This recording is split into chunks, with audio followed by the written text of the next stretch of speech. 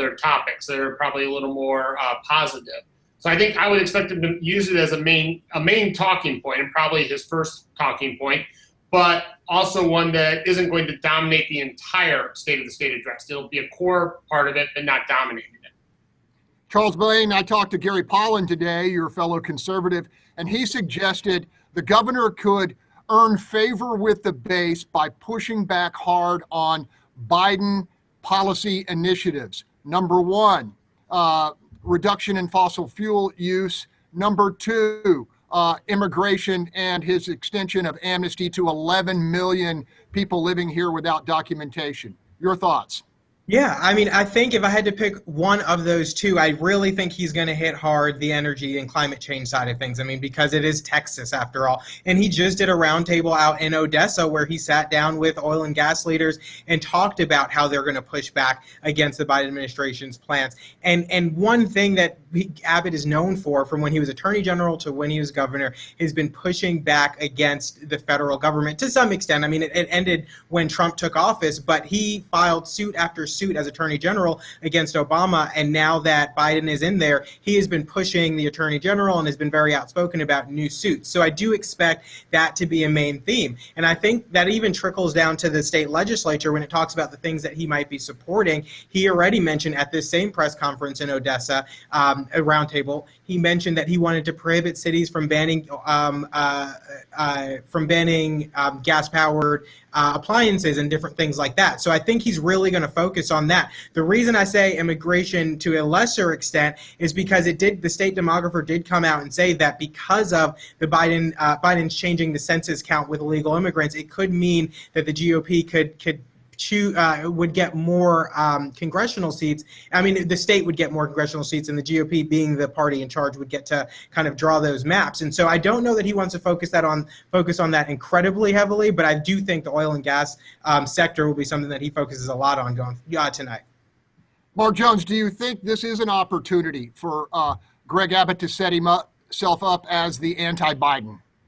Well, if we keep in mind the Texas governor during the Obama era, that Rick Perry, served as the principal anti-Obama at the national level. That is, Texas under Rick Perry was the role model, and then under Greg Abbott, the role model for the alternative to what the Obama administration was proposing. And that's a place where I think Greg Abbott feels very comfortable. It was in some ways very difficult for him because the playbook that Republicans in Texas were used to using, attacking an Obama administration in D.C., you couldn't use anymore when Donald Trump was in power.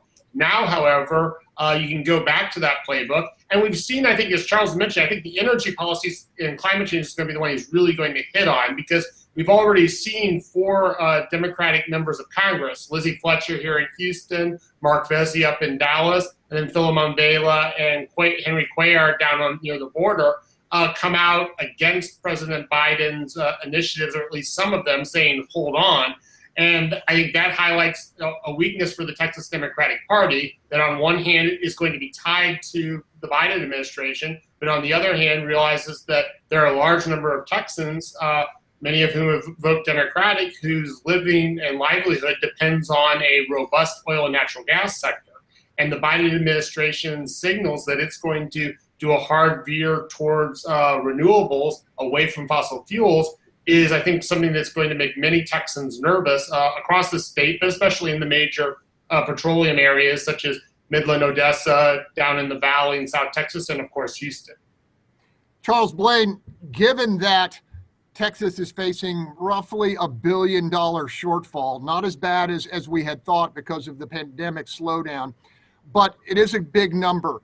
We are spending somewhere between $750 million and $1 billion each by annum on border protection security. Given the Biden progressive stance on future immigration, do you think that Abbott will double down tonight and say, we need to protect our border now more than ever? I do think he will. I mean, I think a lot of what is going to be done tonight or attempted to be done tonight is to really unify the base behind Abbott. Now that they have a target, if you will, back in D.C. to focus on, I think that tonight is going to be all about using everything that the Biden administration has said they're going to do and has already done against them to really unify this base against the administration and behind Abbott. So I do think that we're going to see a doubling down of that. I do think that we're going to see them touch upon the deficit and touch upon shortfalls, and I think they might stay away from any talk about spending the rainy day fund or anything like that. But I definitely see them doubling down on efforts to secure our border, because Texans at the border do feel that this is an issue. We have to remember that in the November election, a message that Trump ran on, which was securing our borders, did really well down there. And so I think Abbott saw that, and he wants to take the best of what was done during that election by Republicans and double down on that. So I really do see that I do think that we're going to hear some talk about that. Mark Jones, if there is any suspense tonight, it is what Greg Abbott will designate as emergency issues to be considered by lawmakers. Any thoughts? Well, I mean, I think for emergency items, it's an important issue in that you can't only items that are that are listed as by the governor as emergency items can be considered during the first 60 days unless you get 2/3 support for it, which is pretty hard. So he can give any item a leg up in the ongoing race to get approved. It's unclear to me what he's going to prioritize there. I'm sure there's going to be something for the base. I would not be surprised if we see some type of ban on taxpayer-funded lobbyists from cities, counties, local ISDs, transit authorities, because that's an issue that enjoys strong support both within the Republican Party base, but also is seen in a relatively positive light by rank-and-file Democrats and independents. Other than that, I would expect perhaps something related to schools to signal the importance of schools.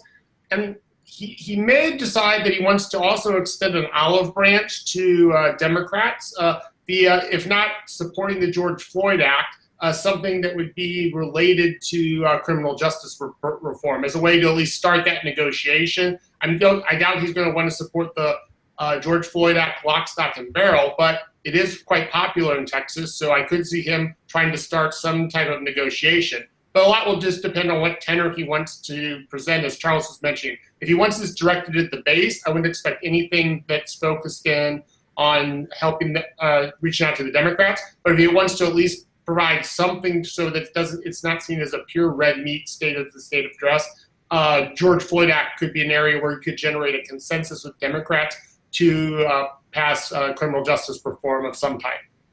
Follow up to you, Mark.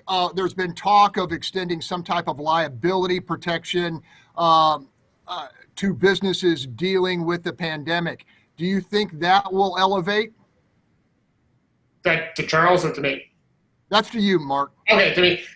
So that would be something you could do, especially as a way to signal support for small businesses, because that's an issue that businesses are quite concerned with. So that would be something you could also put in, as well as something perhaps abstract related to abortion that wouldn't be all that substantive, but would be symbolically important in terms of his support for the right to life. Charles Blain, clearly one of the biggest asks of the Democratic caucus is some type of passage, some movement on the George Floyd Act. Do you expect an olive branch from the governor tonight? You know, I don't know about tonight. I think, listen, it would be great the first night of Black History Month that he's holding his State of the State to really extend an olive branch to Democrats and to Black Texans who are seeking some relief from some of the things that are happening. I think it would be great. And not to mention during the entire the immediate time post George Floyd, when he went and spoke with the family, he did promise to bring change about in Texas. So I think it would be great for him to mention that tonight. I don't know that he will. I do think that during the legislative session, we will see some support from the governor in regards to the George Floyd Act. I think similar to Mark, don't see him supporting the entire thing. I think maybe portions of it. I mean, the Class C, the banning arrest of fine-only offenses or Class C misdemeanors, that's been a bill that's been in the legislature time and time again and has gained a lot of traction on both sides. I think that's one that's rather easy for him to support. My issue is that I think it's going to be difficult in general for Republicans and for the governor to get behind many criminal justice reforms given the time that we're living in. I know we're going to hear a lot of talk. I believe we're going to hear a lot of talk about defunding the police and about crime in some of our major metro areas and things like that. And so I think given the national narrative, but particularly given the narrative in many of our cities and many of our Texas cities, that it's going to be hard for the governor and any Republican to get out in front of something like that. So I think it's going to take a lot of willpower for many of them to come across the lines and push that. And so I'm thinking that we will see some support for the George Floyd Act this session. I just don't know what that's going to look like, and I just doubt it'll be for the whole thing. Mark Jones, the governor has loudly threatened municipalities with state funding cuts if they continue down the path of defunding their local police. Is that a Trojan horse? I expect we're going to hear some of that tonight. Yeah, that's one of those issues that's purely symbolic, because if you the only city that's really been, or the only locale that's really been talking about that is the city of Austin. Other than Austin, Houston's not talking about defunding the police. No one's talking about defunding the police in a serious manner.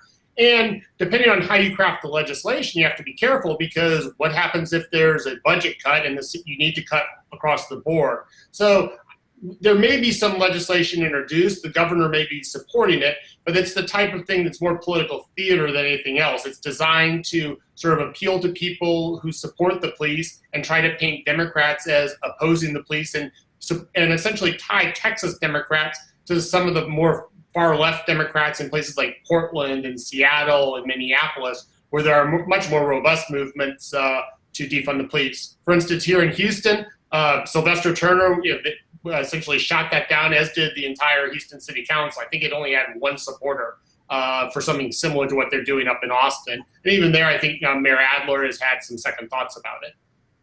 Charles Blain, Fort Bend County's African-American sheriff, says we don't need fewer police, we need better policing. And that seems to be a consistent theme we're hearing from around the state. Are there some middle ground items to bring about compromise? For example, better training, perhaps better pay for our law enforcement folks here in the state of Texas, that folks like Sinfronia Thompson and others can accept as progress, not perfection. Yeah, I think there are. And to your point, of what the Fort Bend County Sheriff said, I think what you see across the country and here in Texas, and Mark just alluded to it with, Houston as compared to Austin, a lot of black elected officials, Democrat or otherwise, are the ones who are standing against defunding the police, because they know that when they do defund the police, the areas that are hurt the most are the communities in which where minorities live in high numbers. And so you see a lot of pushing back against that. We saw that here in Houston. Council members, they were fielding calls from activists and saying, well, you've never spent time in my district, because if you did, you would know that they don't want to defund the police. And so I do think that is largely, and there's also polling that shows that African Americans want better interactions with police rather than defunding the police. And so to your point, I do think that that's something that we could see. Again, I think because of the environment we're living in, any sort of reform that's targeted towards policing is going to be maybe couched in this kind of anti-police or pro-police fight that we've been seeing go back and forth. But I do think that would be an olive branch to see better training, to see better accountability for police in their interactions. I mean, we just saw a story, I think it was out of North Texas, with someone who was pepper sprayed by police simply for a minor traffic violation. And so I think going back to the point that I mentioned before with the Class C misdemeanor bill, I think that's one that's kind of built in this overall George Floyd conversation, and it has had wide bipartisan support, is something that could be seen as an olive branch. And what it does is it allows police to have that discretion removed so that they don't have to make as many arrests. There's no need to arrest for something as minor as a Class C misdemeanor. And on the community side, they don't have to feel fearful for that reason as well. So I do think that those kind of things would be an olive branch. I'm just afraid of the environment that we're in and what it's going to force, how it's going to force the conversation to fall out. Okay, switching gears here. Mark Jones, Texas is what? One of 11 or 12 states that has not yet expanded Medicaid. And yet we have a stunning number of uninsured in this state. Do you think we could hear a signal from Greg Abbott tonight that he might entertain expanding Medicaid? Yeah. So as you mentioned, we're one of 12 states that has not expanded Medicaid under the Affordable Care Act. As a result, somewhere between 1.2 and 1.6 million people who would be covered by it are not covered by it. And remember, federal government picks up 90% of the cost. Texas picks up 10%. That's still a substantial amount.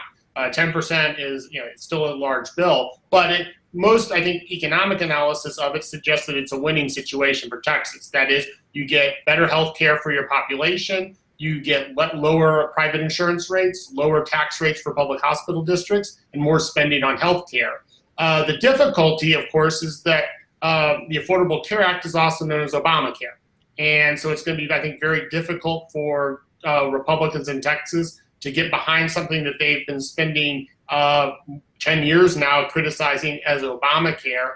And I think particularly in the sense that if we were going to get it done, I would have assumed we would have gotten it done during the Trump administration, when it would have been much easier to package it as a Texas solution to a Texas problem, as opposed to now where you're in a situation where you'd be working with the Biden administration, which is much less likely to be flexible with you in terms of the implementation, allowing Texas to have a lot of autonomy and free reign, which is probably the only way we'd be able to do it, is like being able to present it not as Obamacare, but as a Texas care.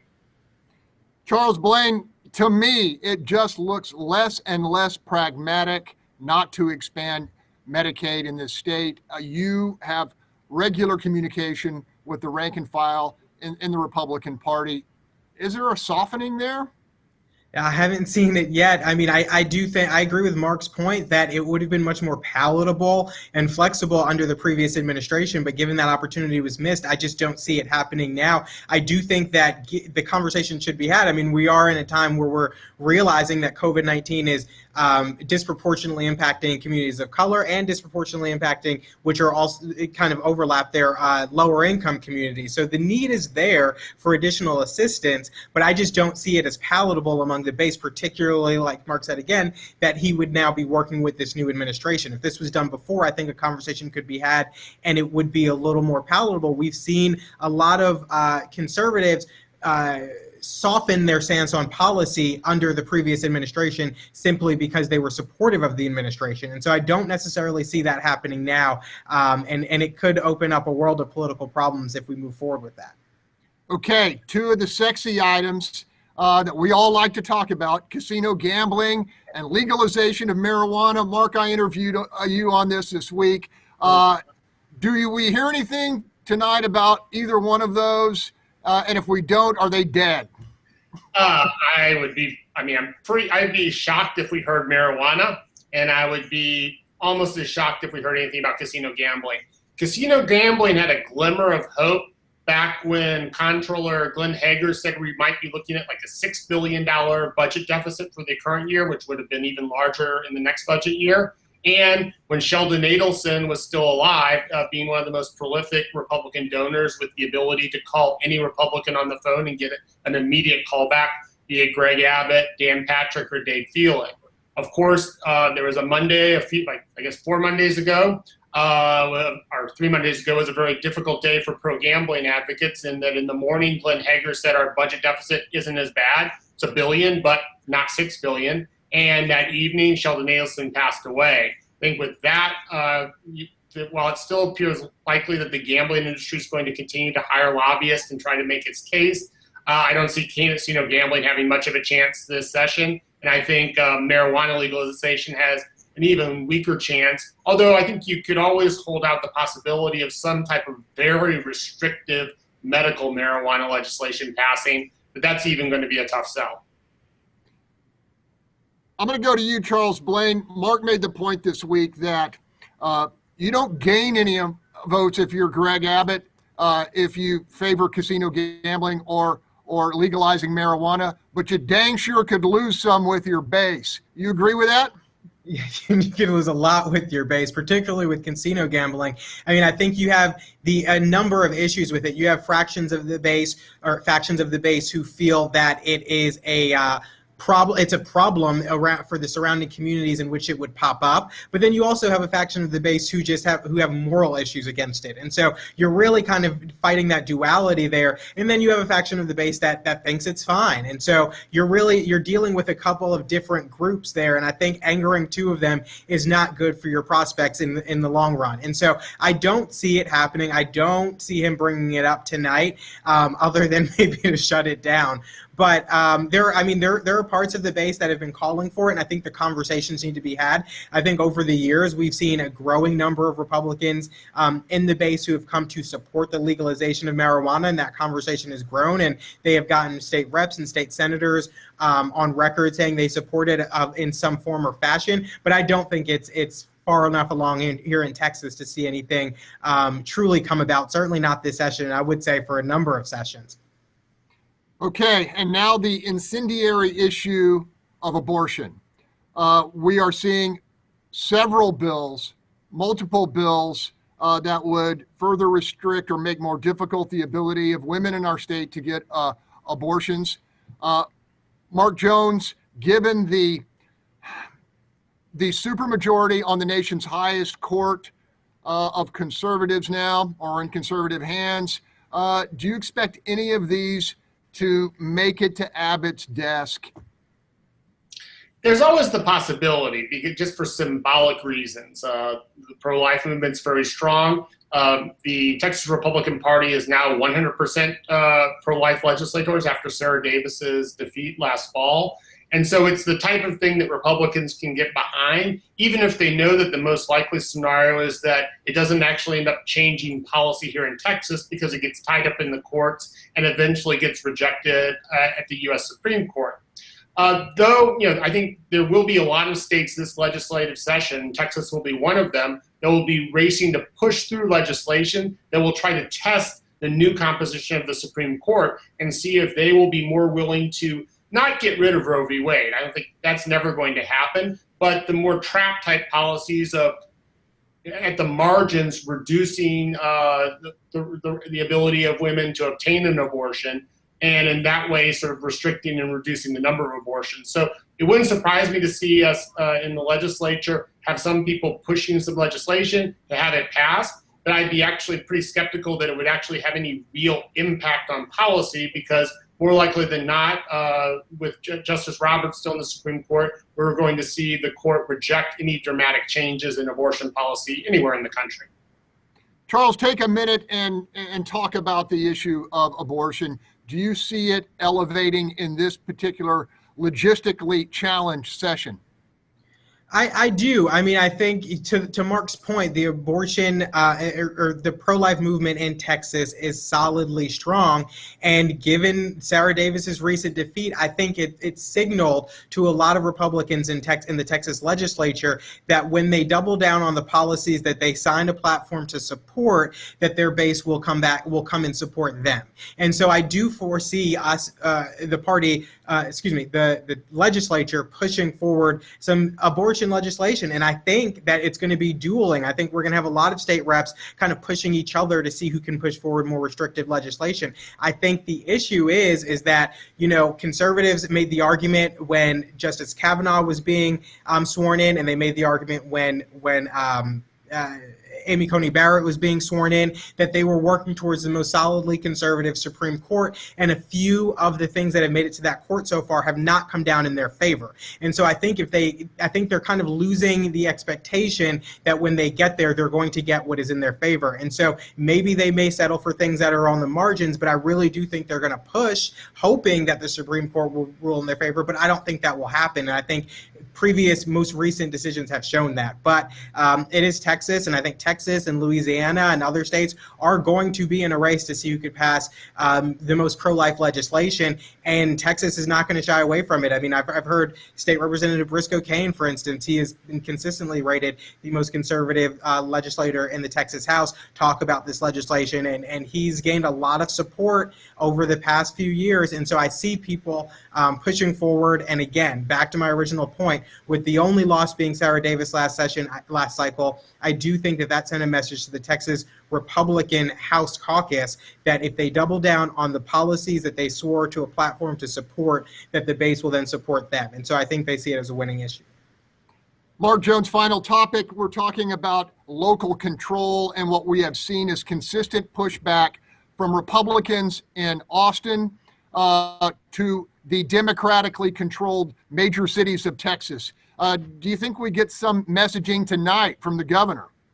I mean, that's where I think we get taxpayer with a ban on taxpayer-funded lobbyists. That's one way to push back against cities and counties because it's disarming them of one of the tools to which they use to push policy and lobby for policy in Austin. We also, I think, we're probably not going to see it tonight, but I would expect to see Texas Republicans dig into the election code and reduce the autonomy of Democratic election officials like Chris Hollins previously here in Harris County to essentially freelance on things like curbside voting and absentee ballots to make it much more restrictive and thus reduce the autonomy of Democrats to move outside of areas where Republicans are comfortable. Okay, Charles Blain, election integrity. You think that's going to pop up tonight? And I think we're in our final minute, so take it away. I do think it's going to pop up. I think, like Mark said, a lot of issues tonight are going to be couched in this state versus local fight. I think the governor is going to be focused on gearing towards progressive leadership, and he has an opportunity to do that and target the federal level and the local level, two areas in which the governor and many Texas governors have always pointed their anger. And so I think we're going to see that tonight. And just to squeeze in another thing, I think we're going to see not an attack, but a target on homeless encampments in Austin. So we might see something about a statewide ban on homeless encampments because that's another target towards the cities. The cities have been a little rogue lately, and I think the governor is going to take the opportunity to push back against a lot of the things that we've been seeing local city councils push in the past year. Okay, Mark Jones, 20 seconds to you. Did we miss anything in this half-hour discussion? No, I think between Charles and myself and you, we covered it all. All right, well, we're just seconds away from the governor's historic State of the State delivered away from the Capitol in front of an Austin area business. Hey, and of course, join us after the speech. We're going to have members of our Watch Your Point panel react. Should be a lively conversation. My thanks to Charles Blain and Mark Jones. I believe we're about to head to Austin.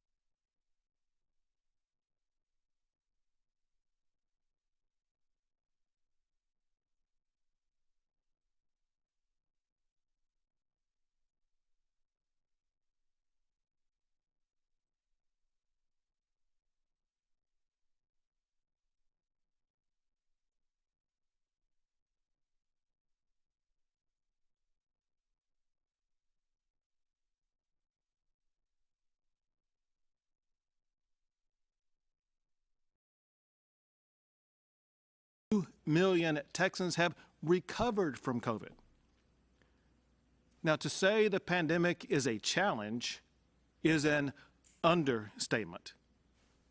But to say that it has been a reversal of who we are as Texans is a misstatement. Texas remains the economic engine of America, the land of unmatched opportunity, and our comeback is already materializing. Texas has added new jobs for 8 months in a row. In December alone, Texas added more than 64,000 new jobs. Texans are returning to work. Students are returning to school. Families are reestablishing routines. With each passing day of more vaccinations and increased immunity, normalcy is returning to Texas. But it has not been easy. In times of adversity, there will always be heroes who rise above the challenges we face. Our communities are filled with those heroes. Heroes who summon the strength and the perseverance to fight. Fight not just for themselves or their families, but for their neighbors, their communities, and even complete strangers. Think of our nurses and doctors, the food servers, the hospital janitors. Think of the truck drivers, grocery clerks, small business owners, and so many Texans who labor on the front lines. Think of our farmers and the ranchers who provide the food that is so desperately needed. Think of Texans like Eliana Gill. Eliana is a nurse at Ascension Seton Medical Center in Austin. She volunteered to go be on the front line in the hospital's COVID unit. Eliana is like so many healthcare workers across the state who did not hesitate to answer the call. There are Texans like Amruth Nandish and Southwick Salati, 2 high school students who launched Telementors. Telementors is a virtual mentorship and tutoring program for children of those frontline workers. And there is Navy veteran Rhodesia Scott. Now get this. Rhodesia opened a brick and mortar beauty supply store in the middle of the pandemic. It's named Lynn's Beauty Depot in DeSoto. She became a lifeline to other entrepreneurs when she launched Small Business Saturdays, allowing other businesses to use her store to sell their products. These Texans typify what we have witnessed across our state, from East Texas to El Paso, from the Panhandle to Brownsville. Texans have shown grit, resilience, and compassion throughout the entire pandemic. These are hard-working Texans. Hard-working Texans are at the forefront of our agenda this legislative session as we build a healthier, safer, freer, and more prosperous state. Now, we've already seen what Texas can achieve when we create an environment that promotes freedom and empowers the people to succeed. Get this. Texas has been ranked the #1 state for business for 16 straight years. For the past 8 years, we led the nation in economic development. And we have led America in exports for 18 straight years. The Texas model, it inspires entrepreneurs and innovators and attracts job creators from across the entire country. Think about this. In the past year, Fortune 500 companies like Hewlett-Packard Enterprise moved their headquarters to Spring, Texas, which is just outside of Houston. Oracle moved its headquarters to Austin, Texas, where it already had a campus. And Charles Schwab moved its headquarters to Westlake, Texas, which is between Dallas and Fort Worth.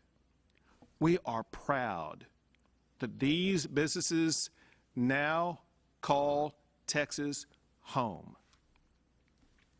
And transformational leaders like Tesla picked Texas for their next generation of innovation.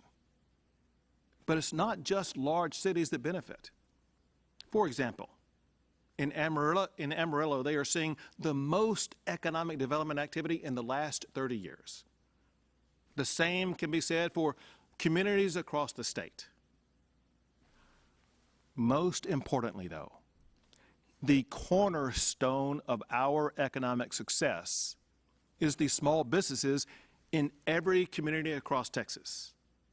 9 out of 10 businesses in Texas are small, and they employ nearly half of all working Texans. Because of their prowess, this time last year, Texas was #1 in America for the most new jobs. With their effort this year, Texas will once again lead the nation in job creation. Success like this has been fostered by the Texas legislature and by leaders like my dear friends, Lieutenant Governor Patrick and Speaker Phelan. Now, other states like California and New York, they use heavy-handed government tactics that drive away businesses. The Texas legislature, on the other hand, has built a framework that helps small businesses thrive.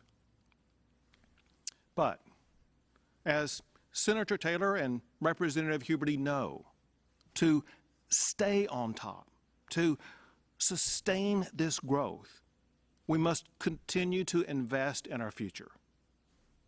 And that is exactly what we did last session when we passed sweeping reforms to our school finance system and made major investments in our students and our teachers. And we are already seeing the results of that work, with teachers across Texas earning meaningful pay raises. I'm proud to say that last year, teachers who had worked up to 5 years received an average raise of $3,800. Teachers with more than 5 years' experience saw their pay increase by an average of $5,200. And we are also closing the digital divide for Texas students. The state partnered with school districts to provide internet connectivity and e-learning devices for schools and for students. Investments like these are a victory for teachers, for students, and for parents as we provide our children with a quality education regardless of their zip code.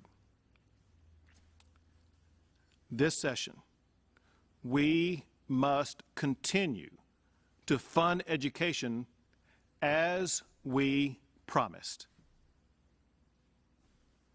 Also, if we expect the next generation of Texans to keep Texas the best state in the nation, we must teach them why we are so exceptional. We must educate them what it means to be an American and what it means to be a Texan. So we must bolster civics education in our classrooms and ensure that every child learns the values of freedom, good governance, and patriotism. This session must also be used to ensure a healthier Texas. The most pressing health priority is to help Texans recover from the pandemic. As we continue to combat the pandemic, we do so with better tools, more knowledge, plus medical improvements that are helping us move beyond this challenge. And for that, I want to thank Chief Nim Kidd and Dr. John Hellerstedt. With their guidance, we set up medical centers where Texans can get the new antibody therapeutic medicine. This medicine is incredible. It helps people who get COVID heal quicker, and it keeps them out of hospitals. To defeat this pandemic, we are accelerating the vaccine process. Texas was the first state to vaccinate more than 1 million residents. And just 2 weeks later, we exceeded 2 million vaccinations. That number will increase even faster in the coming weeks as additional vaccines are approved. We will continue expanding vaccinations across Texas until every Texan who wants one will be able to get one. But if we are going to fully address COVID-related health issues, we must also focus on the mental health challenges that Texans are facing. During the pandemic, we created a 24/7 mental health support line. We provided crisis counseling, and we established virtual access for behavioral services. They were funded by the almost $8 billion that the legislature devoted to mental health last session. I will work with the legislature this session to ensure that Texas continues to address these challenges. One healthcare tool that proved very helpful during the pandemic was the use of telemedicine. It's convenient. It's convenient for both the patient and the doctor. We should seize the opportunity this session to permanently expand telemedicine so that every Texan in every region of the state can benefit from it. From medicine to education to business, broadband access is not a luxury. It is an essential tool that must be available for all Texans. That is why I am making the expansion of broadband access an emergency item this session. Now, looking beyond just COVID, there is more that we can do this session to ensure that all Texans have better access to health care. That includes ensuring that Texans with pre-existing conditions have access to health care coverage without being forced into the Affordable Care Act. A healthier Texas, it goes hand in hand with a safer Texas. Texas has always been a law and order state, and we are going to stay that way. We're not going to let cities in Texas follow the lead of cities like Portland and Seattle and Minneapolis by defunding the police. That's crazy. We will support our law enforcement officers, not demonize and defund them. Defunding law enforcement invites crime and chaos into communities. It risks the lives and livelihoods of innocent people. To keep Texans safe and to discourage cities from going down this dangerous path, we must pass laws that prevent cities from defunding police. This issue is so urgent, I am making it an emergency item this session. Public safety is also at risk because of a broken bail system.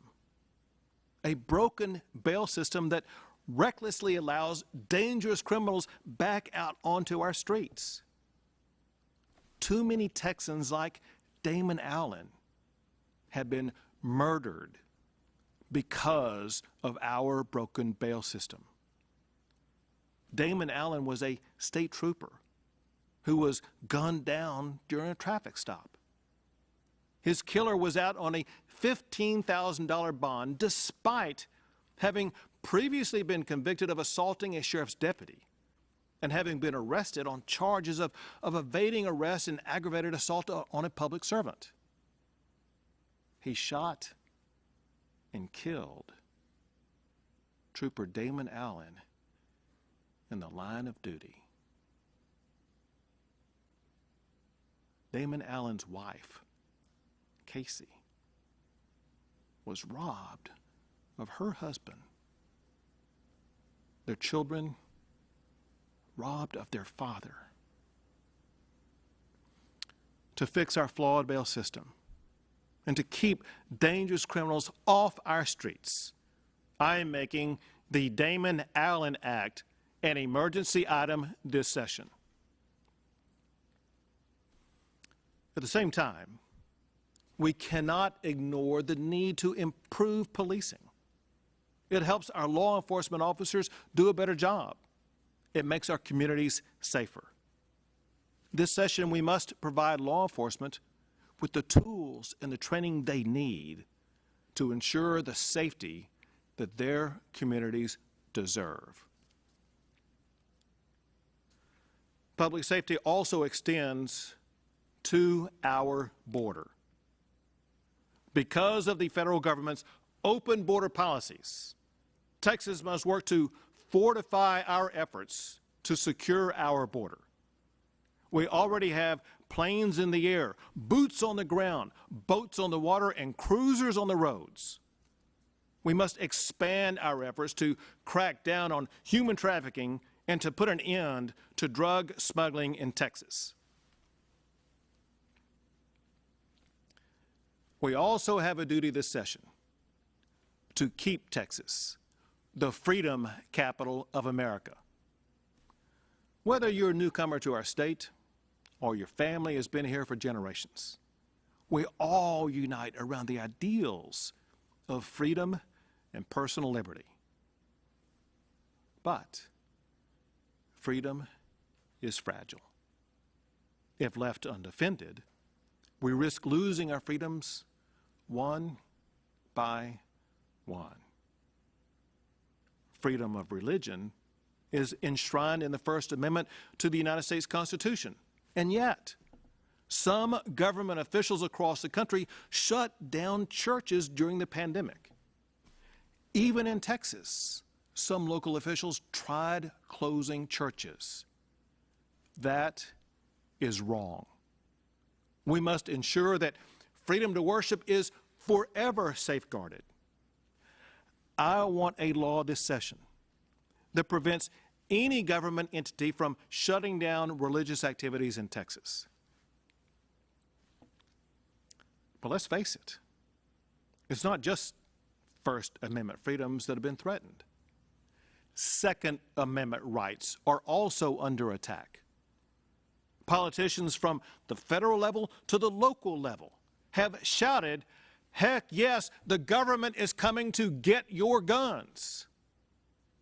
We won't let that happen in Texas. Last session, I signed 10 laws to protect gun rights in Texas. This session, we need to erect a complete barrier against any government official anywhere from treading on gun rights in Texas. Texas must be a Second Amendment sanctuary state. Life, liberty, and the pursuit of happiness. Those are guaranteed rights on which our founders established our country. The sentence in the Declaration of Independence that lists those three rights is followed by this, and I quote, "To secure these rights, governments are instituted among men, deriving their just powers from the consent of the governed." Now, precisely what the governed consent to should never be in doubt. That is why the integrity of elections is so essential to our democracy. One thing that all of us should agree on, whether you are a Republican, a Democrat, or an independent, is that we must have trust and confidence in the outcome of our elections. That is why election integrity will be an emergency item this session. The most precious freedom of all is life itself. Our Creator endowed us with the right to life. And yet, millions of children lose their lives every year before they are even born. Estimates show that more than 40 million babies lost their lives to abortion in 2020. That's shocking. It's horrifying. It must end. I have signed 11 laws that protect innocent lives, but more must be done. This session, we need a law that ensures that the life of every child will be spared from the ravages of abortion. And we should make explicit what should be obvious.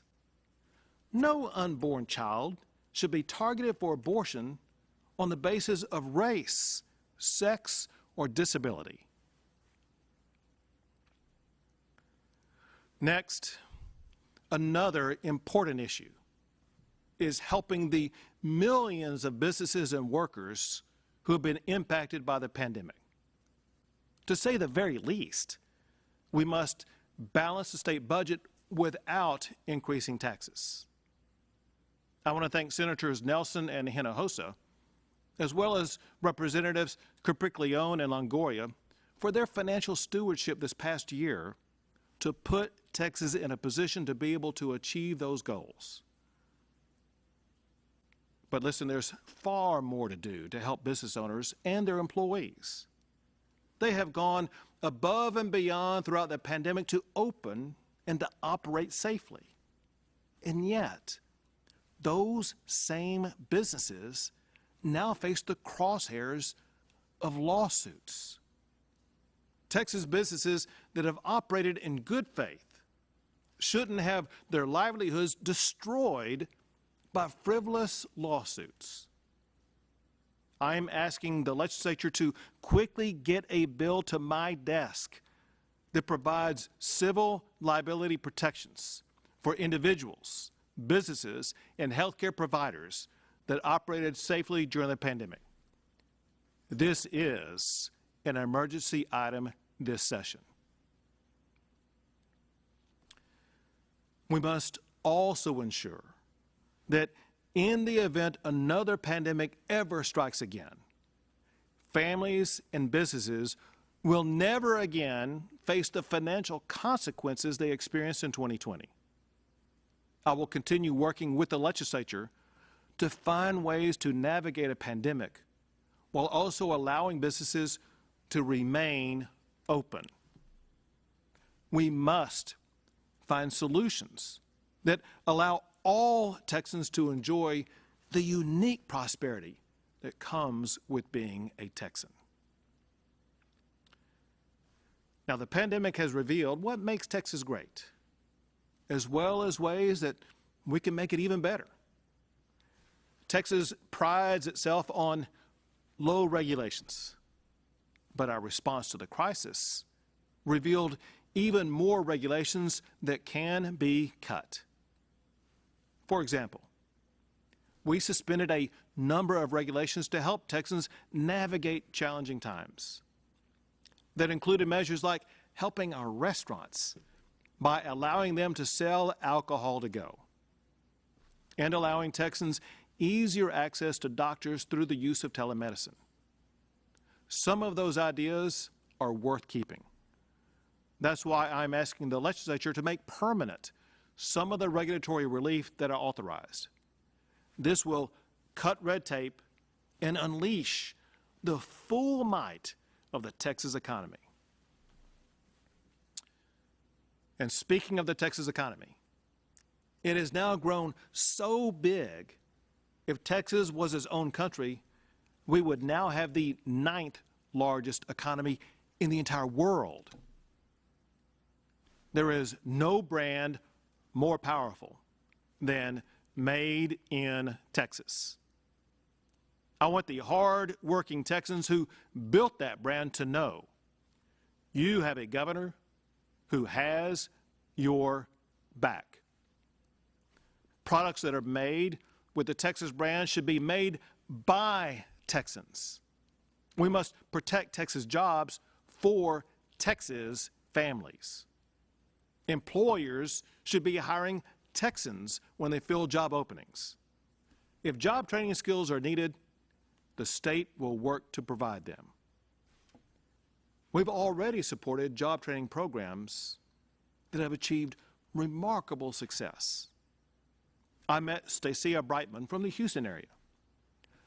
Just a few years ago, she was homeless. That changed after she went through the job training program at S&B Engineers and Constructors, and she began to work her way up the ranks. In just a few years, she went from being homeless to becoming a home owner. And when she told me how much she is making, I let her know she's now earning more than the governor of Texas. Opportunity. Opportunity is what Texas is all about. Now, there's no doubt that we faced some hard times this past year, but as Texans, we never shy away from challenges. Instead, we embrace them. We adapt and overcome and grow stronger as a result. This session, the legislature can continue that legacy. We can help Texans across our state exit this chapter even stronger. We can help them achieve the boundless opportunities that exist only in Texas. And just as Texans have united and put their differences aside to support one another through the pandemic, we in the Capitol must also come together to work on their behalf. We must seize this opportunity to make our state healthier, safer, freer, and more prosperous for all who call Texas home. The First Lady, Cecilia Abbott, she joins me in saying thank you to our fellow Texans who work every single day to make our state the greatest in America. We pray that God blesses you and guides you. And we pray that God forever blesses the great state of Texas.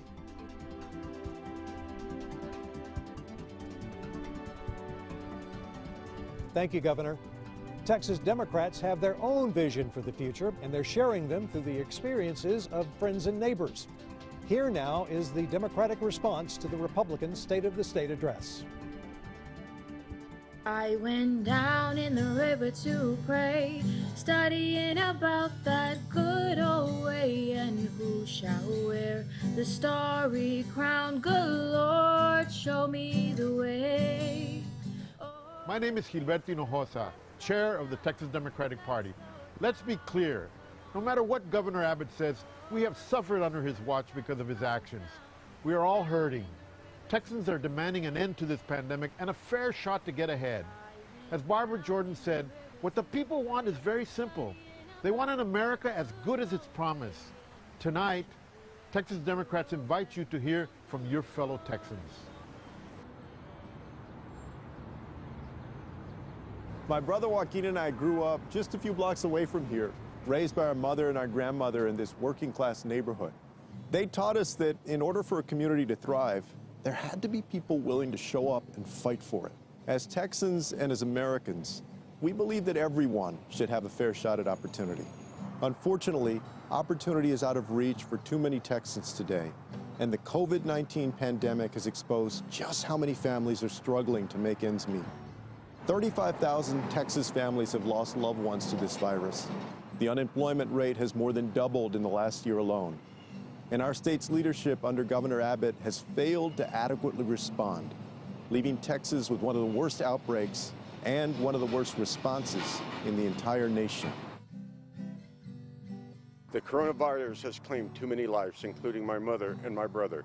I wake up every day and I go to work where I'm face to face with a devastating impact. We saw our coworkers drop off for 2 weeks and sometimes more. I'm a former meatpacking employee and now a union representative for 2 meatpacking plants. I'm a respiratory therapist at Corpus Christi Medical Center for 40 years. I'm Oscar Leisha, the mayor of El Paso, and while I know personally what it's like to have the family torn apart by this pandemic, I also know there's so many more Texans out there who are suffering. We were working shoulder to shoulder, unable to social distance, taking precautions on our own. Many of my fellow healthcare workers put their lives on the line to protect our communities. The state and federal government need to take measurable steps towards securing the health and safety of all Texans.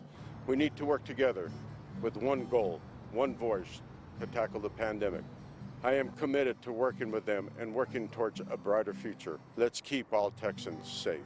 Oh, brothers, let's go down. Let's go down. Come on down. Come on, brothers, let's go down. Down in the river to pray. COVID-19 has hit Black and brown communities harder than anyone else in Texas. Immigrants are performing essential work, risking their lives without having any access to health care. My name is Juana Guzman, and I am a community organizer with Raíces. My name is Dr. Candace Matthews. I am the statewide Harris County Chapter Accountability Chair for the Texas Coalition of Black Democrats and an activist in the movement for Black Lives. Our communities are under attack from all sides. COVID-19 has hit many communities very hard. In particular, people in detention are living an absolute brutal reality. We are facing the constant threat of police brutality and grieving Patrick Warren, Breonna Taylor, George Floyd, and Javier Amler, and too many other Black Americans whose lives have been stolen. Instead of wasting money on lawsuits and building a wall, politicians need to do better for all people in Texas. Our communities should not have to live with trauma and fear of wondering if they or their families or their neighbors will be next to die from police brutality. We demand that every single racist policy be uprooted, starting with SB 4. The mission at Raíces is simple, but it is also incredibly hard work. We defend the rights of immigrants and refugees, we empower individuals, families, and communities, and we advocate for human rights. We are asking legislators to strive to do the same. Black lives matter, Black jobs matter, Black livelihoods matter, and Black communities matter. Keep rising for racial justice, because we would not know justice until it's reality for Black communities everywhere.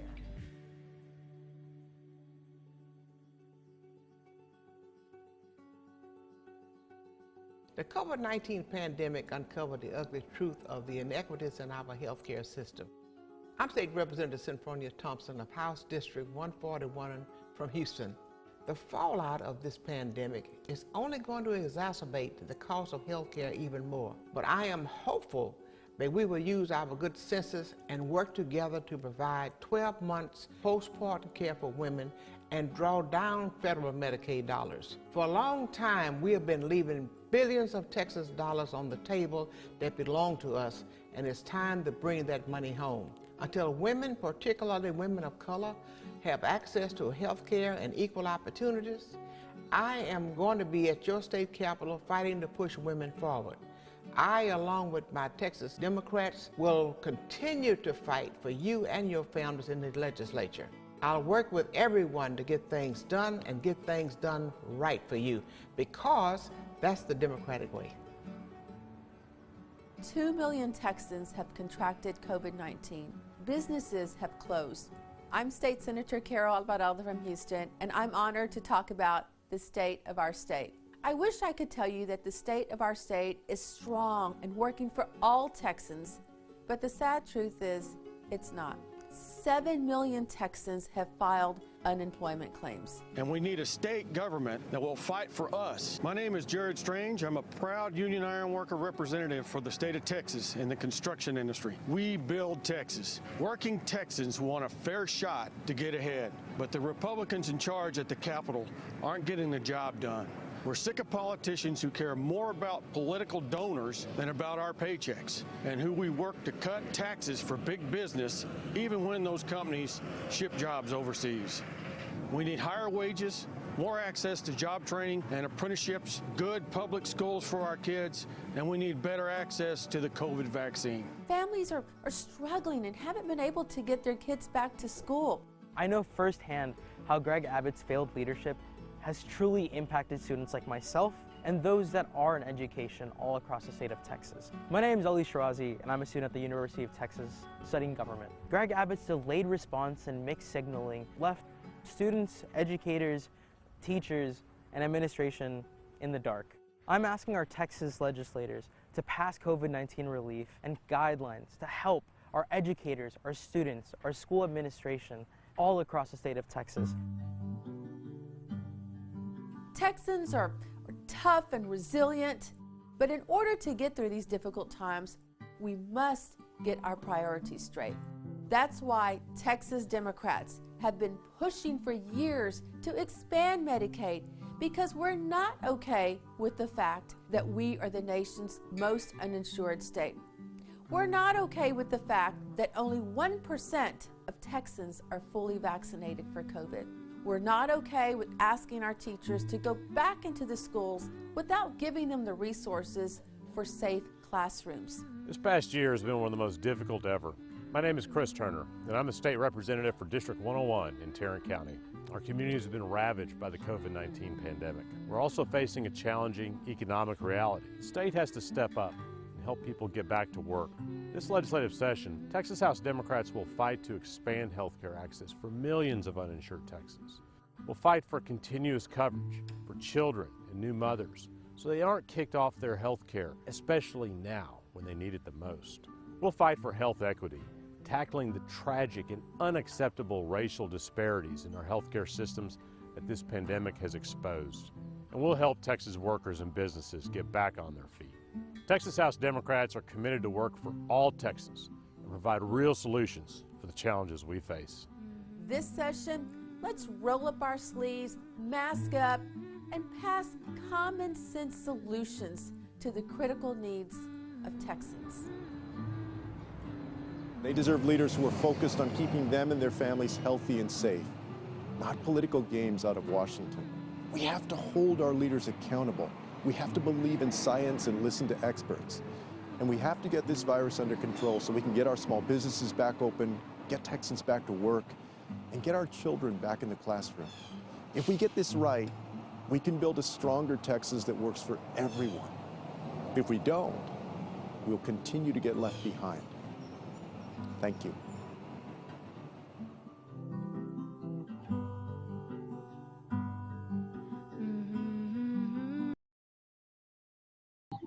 Pass common sense solutions to the critical needs of Texans.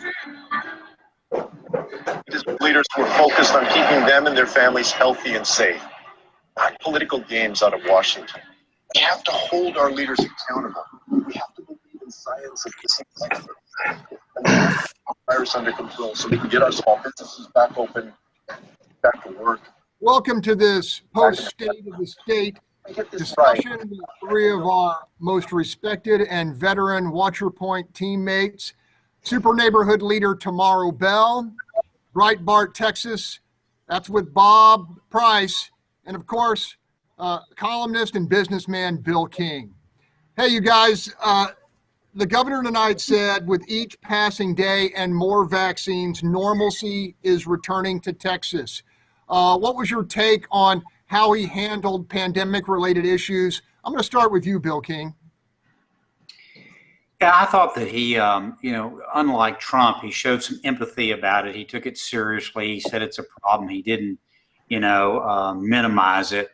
I think that the pandemic is a no-win for all these governors, because if you do too much, you're going to be criticized for taking away people's rights. If you don't do enough, you're going to be criticized for the people that died. Abbott's tried to follow sort of a middle course. Texas had an okay result. It's not the best. It's not the worst in the state. It was interesting to me that the Democratic response was almost entirely focused on COVID, which I think is a real mistake, because By the time of the elections in 2020, COVID's going to be way in the rearview mirror, and I don't think it's going to be an issue anymore. So I thought it was sort of fascinating that they really focused on that. Tomaro Bell, did the governor pay enough attention to the issue of COVID-19 and the pandemic?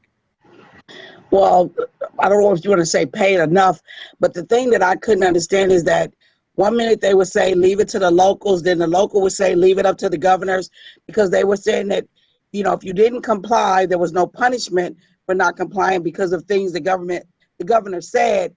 And then it was like, okay, so many people are not complying, it was spreading. So the consistency is what I was missing, that I wanted somebody to be in control, because when this came out, nobody knew what they were doing. And everybody was just grabbing at straws.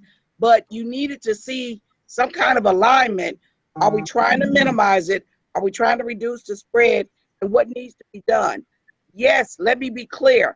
Some of those fines that the local governments came out with were unheard of, and they were unrealistic. But something should have been done to protect the spread so that we wouldn't be in the situation we're in right now.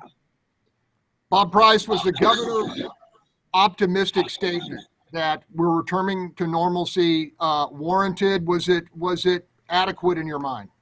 Well, I think we're getting there, and certainly the policies that the governor has had in place throughout this have helped with keeping what little bit of normalcy was available out there by not locking things down like other governors have done in different parts of the country. You know, Texas was the first state to hit 1 million vaccinated people. In 2 weeks after that, they hit another million, bringing it to 2 million total. The program is rolling out pretty aggressively, despite the fact that Texas hasn't been given its normal allocation in terms of size per capita compared to other states. So it's a good effort. I think the governor has a right to be optimistic. He certainly is moving the state in the right direction. And despite the efforts of the Biden administration to shut this economy down, the Texas economy is still doing pretty good. Bill King, I'm going to move to the emergency items. And Houston, Texas is the epicenter of a broken bail bond system. Your thoughts there? Look, what's going on in Harris County is just atrocious. I think we're up to about 100 murders have been committed by people that are out on bond. So I was glad to see him did that.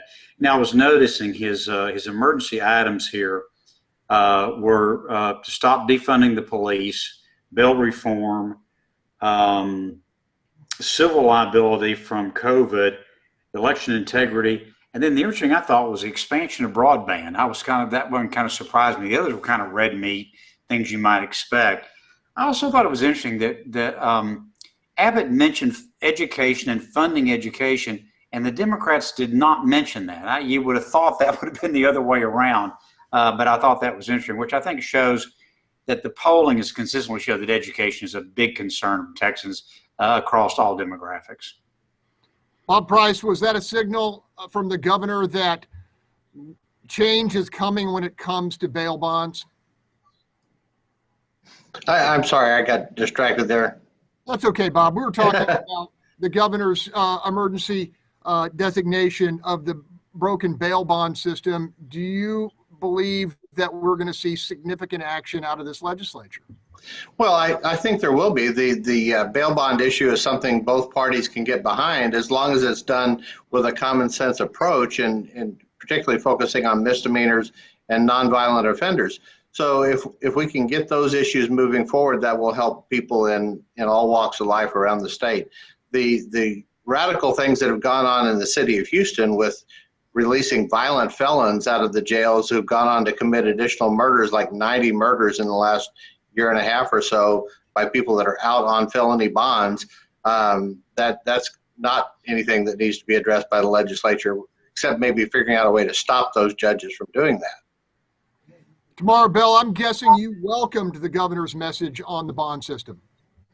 Yes, because I hope he is going to address just that judges can no longer continue to put dangerous criminals back on the street on PR bonds, which is basically for nothing. It's just a get out of jail free card. And I thought those were only in Monopoly. I didn't even think those were real. But when I sat there today at the Crime Stoppers press conference with Andy Kahn and with Betancourt talking about the legislature that he's putting forward, I mean, I was astonished that a murderer could get out on a PR bond, because PR is supposed to be personal recognizance. Well, you already proved you can't be trusted with yourself. So how you going to get out on that kind of bond? So if that's what the legislature is looking at, I'm all for it to stop that. I agree. Misdemeanor and low offenses, those people do not need to be in jail for a tail light or no insurance or a check all the time. But this felony bond reform, it is beyond an affront to public safety, because I've said it before. Crime does not discriminate, but it damn sure disseminates. Because next in the north, next in the south, next in the east, next in the west, all are in danger when public safety is not taken first. Governor Abbott made prohibition of defunding police, as Bill mentioned, an emergency item. But he also made mention, if not using the term the George Floyd Act, that improvement could be made. Tomorrow, I'm going right back to you. What was your thoughts of, did he give the George Floyd Act enough attention? Well, I mean, you said it clearly. He ain't hinted at it. He didn't really address it. I've been one who spoke out and vocally against defunding the police. You should not defund the police. I do not agree with that. I don't even understand that. I don't have private security. I have HPD, and I have made Walker the constable. So you talk about defund the police simultaneously as we're addressing this felony bond reform. So who's going to protect us? So I don't get that. But when he said that there was some way we should look at, that was a little weak for me. I thought he should be a little more teeth to that, the teeth that he gave to his other emergency actions. I do want to give him kudos for the education, because when you want to tell me, are we back to norm? We'll be back to norm when I see more kids in school than I see walking down the street. Bob Price, did you see the governor's statement regarding improving policing as something of an olive leaf to, particularly the Democratic caucus is pushing hard for George Floyd? Well, it's going to take a little bit of compromise to get anything done through this session on the issue of law enforcement reform. But the governor is also going to be pushing very hard on the issue of stopping these lawless Democrats in cities like Dallas and Austin from defunding their police departments and not taking it law enforcement seriously, to where the taxpayers of the entire state of Texas have to come in and provide additional police resources through the Texas Department of Public Safety. So it's a difficult task. The governor's going to push, although typically the pushing in the legislature is not done by the governor. It's done by the lieutenant governor and the speaker of the House and the committee chairman. So we'll see how those people come together with this. But from the standpoint of the State address, I think the governor did a pretty good job of extending a willingness to talk about it, while at the same time keeping the issues that he holds dear to the forefront. Bill King, Mark Jones, and others see, with the exception of Austin, the whole defunding the police movement as something of a Trojan horse. What's your take on this issue? Yeah, I don't think we're going to see a lot of, there's not much support for defunding the police among most groups. I thought that his nod to the police reform was sort of the opening salvo in a negotiation. I mean, what you could sort of imagine here is a big crime bill that deals with bail reform, that deals with police reform, that deals with some kind of I think mostly symbolic, you can't take money away from the police department by some percentage or something like that. It's sort of a big comprehensive crime package. That's kind of what I thought he was maybe trying to foreshadow with those comments. Bill, one of the things that Greg Abbott did tonight was spend a lot of time talking about companies that are moving to Texas, leaving blue states and coming here. And there's some big ones: Tesla, HP, Oracle. Do you think that is an important point to make in a speech of this stature? Yeah, I think, look, he was taking a victory lap there for what Texas has done on attracting these companies. And it is a remarkable record, the number of companies that are coming to Texas. And I think for, all the reasons that we know why it's so difficult to do business in California and New York, and the tax structure there is just not competitive. So yeah, I thought, he took a victory lap, and a well-deserved one. at that. We've just got to make sure that, we maintain that competitive advantage going forward, because, the population of the United States is not growing anymore. And so it's going to become more and more difficult to compete for these companies and jobs and people. We're in a competition with the other states. Bob Price, you agree with Bill on that? Well, Texas is winning that competition and winning it big time. In addition to those companies you mentioned, the National Rifle Association is also moving here to Texas as well. So those are positive things that are going to help offset some of the attacks on the oil and gas industry in the state from an economic standpoint. The more diversity we can get in the state of businesses and types of industries, the more stable our economy will become. So I think the governor was right to put that into the speech, and it shows off what the state of Texas has done for the last more than a decade. Tomaro Bell, what a lot of people don't know about you is you're an accomplished businesswoman. Was the governor right to point out that we are an attractive destination for some of the most powerful employers in the country? Absolutely. Many millions of people have lost their jobs. Some of those jobs are not coming back. No matter how they try, they're not coming back. But to give them hope that there are other opportunities. I'm working with Commissioner Tom Ramsey with a company that's already here out 290 that has 1,000 jobs that we're going to be doing a job fair for. So I'm really excited about that because, yes, the pandemic was brutal to some sectors, but to some other ones, it was quite kind because people stayed home. I mean, Amazon, through the roof. I never, ever, let me be clear, shopped online before the pandemic. My children did, but I didn't. But I'm telling you, he should have definitely given that encouragement that it's going to be all right and it's going to get better. Bill King, the governor talked about telemedicine and some alternative to Obamacare, but there was zero mention of expanding Medicaid. Texas is one of only 12 states in the country that has not expanded Medicaid. Was that a pretty clear signal that that's not happening?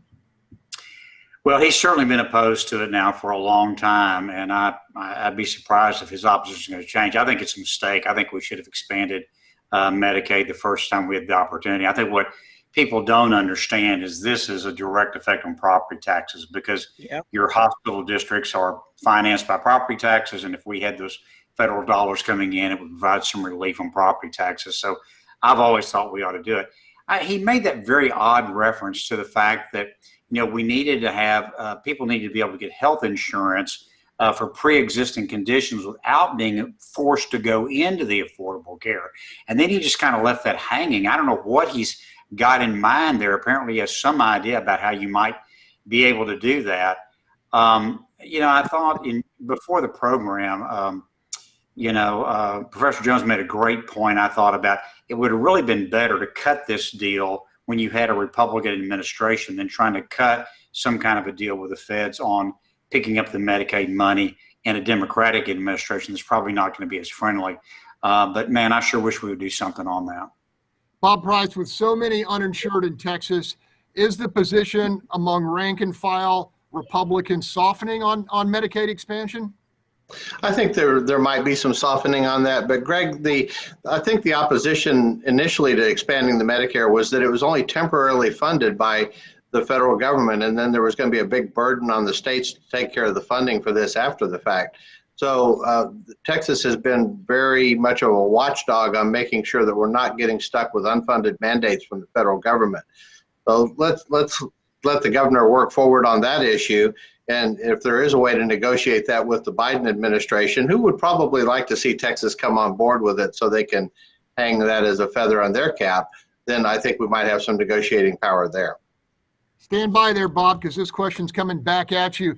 The governor made very clear that his commitment to spending state tax dollars to enhance border security is intact, particularly given, he didn't mention it, but particularly given what we're hearing out of Washington, that there is a more welcoming approach coming down the pike. Did you get that read as well? Yes, on President Biden's first day in office, he slashed the funding or cut the funding completely, ordered the stoppage of border wall construction, and eliminated the migrant protection protocols that allowed the Border Patrol to put people back across the border into Mexico after they crossed illegally. So in response to that, the governor said that he would fortify Texas's efforts in strengthening our border security issues and moving forward with that. The legislature has proposed $797 million on that, which is only about $3.5 million less than it was in the previous biennial. And that's not a big cut considering everything else that's getting cut in the budget. I think the governor's position on it is clear. He is strongly supportive of securing the border. It costs Texans billions of dollars for the illegal immigrants that come across the border that we have to house and educate and provide medical care for, and prison space in jails and all of those other kind of things that happen with people that are in the country illegally. So it's money well spent for Texas to have those additional resources down on the border.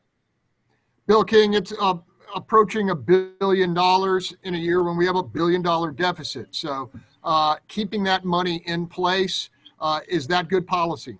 Especially when it's the federal government's responsibility. And Bob will tell you, they may be overwhelmed down there. I had somebody tell me today, I think it was our fellow panelist, Gary Pollan, who said they're not carrying their weight. The feds aren't, so we have to do it for them.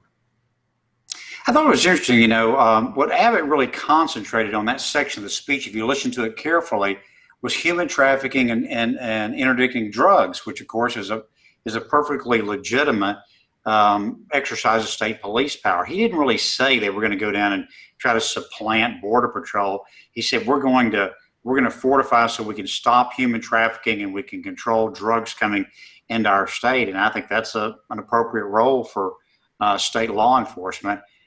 Certainly, human trafficking is a big issue that I think a lot of people in Texas care about. So I think touching on that probably won him some points. Well, this is also, Greg, if I could come back to this for just a second, this is also a really big COVID-related issue as well. A large percentage of these migrants that they're apprehending coming across the border are actually infected with COVID, and that they're packing them into the back of 18-wheelers, storing them in stash houses along the border before they move them up into the state. None of it without personal protection equipment or any other kind of protection to prevent the spread of COVID. It's a health issue, and that's why the Biden administration has still left Title 42, the program from the Center for Disease Control, to allow the re-exportation or expulsion of migrants back to Mexico. Tomaro Bell, you have spoken on this issue on our weekly program, but the governor made election integrity an emergency issue. What was that all about, you think? I talked to Dan Crenshaw, and Dan Crenshaw says, we have very little fraud in Texas because we have strong rules. What do you think? I don't remember anyone saying that we had those issues on a broad state level. If they did, I missed it because the last time I checked, the Republicans won Texas. So I don't know if he knows something that maybe we don't know about, but that one was one that, when he said that, I was a bit surprised. But I want to go back to the healthcare because it is more than time for us to get on with the Medicaid. Because if you really say you care about property taxes, you would have looked at this, because this is why Harris County taxes is so high. In addition, with COVID spreading the way it is, the last thing you need is a lot of uninsured people who don't want to go to the hospital because they don't have insurance. So they're staying home and they're going out and they're spreading it because on their jobs, they can't afford to miss their work because they need it. Something about the healthcare needs to be done, because if you address the healthcare and you give people healthcare that they can then afford, maybe we can get schools back open, because the parents will have to be able to afford to have a sick day and be able to have some insurance to cover that. But if you want to keep saying, well, we just not going to take it because the haves have insurance and the have-nots don't, it's not going to work. You can't be on the fence like that. You either do or you don't. Okay, we're nearing the end of our segment. Bill King, did Greg Abbott help himself with his speech, and what did you see as a highlight? All of these statewide Republicans have the same problem. They've got to appeal enough to the base to get through a primary, but increasingly Texas is getting competitive. And the polling shows that some of these issues, the far right-wing issues, are really starting to hurt the Republican Party. So I thought the speech was designed to sort of walk that fine line of throwing just enough red meat to the base, things like, election integrity, without going to the really the things that really get people upset, like the bathroom bill. And, he didn't mention Biden a single time, which I thought was sort of fascinating. We certainly have had a lot of other statewide Republicans bashing the Biden administration. I was kind of surprised he didn't say something about the Biden administration attack on the oil industry, but he just didn't go there. And so I think what you're seeing is his attempt to try to walk that line, because he will either have a more serious general election challenge in 22, or if he decides to go off and run for president, which is what I understand is his ambition, or at least try to get the number 2 spot on the ticket in 24, he's trying to position himself in that sort of sweet spot. Bob Price, I'm going to lay my chips on the table right now and guess that your favorite moment was when he talked about making Texas a Second Amendment sanctuary state. Well, certainly that's a topic that's near and dear to my heart, as you can see from the shotgun behind me there. But Texas is a solid red state, and that was a direct shot at his now announced opponent in the next election, Beto O'Rourke, who has promised to take guns away from not only Texans but any other American that he could take them away from. So it's an election challenge or response kind of thing put in there, but it is near and dear, I think, to the heart of most Texans around the state. This is a gun-friendly state.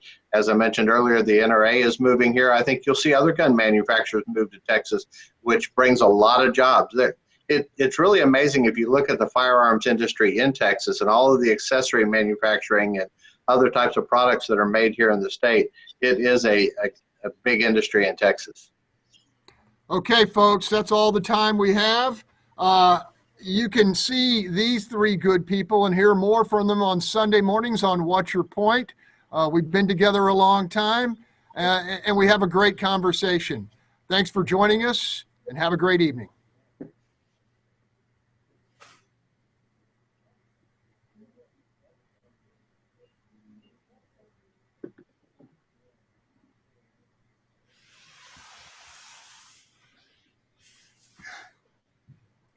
We up?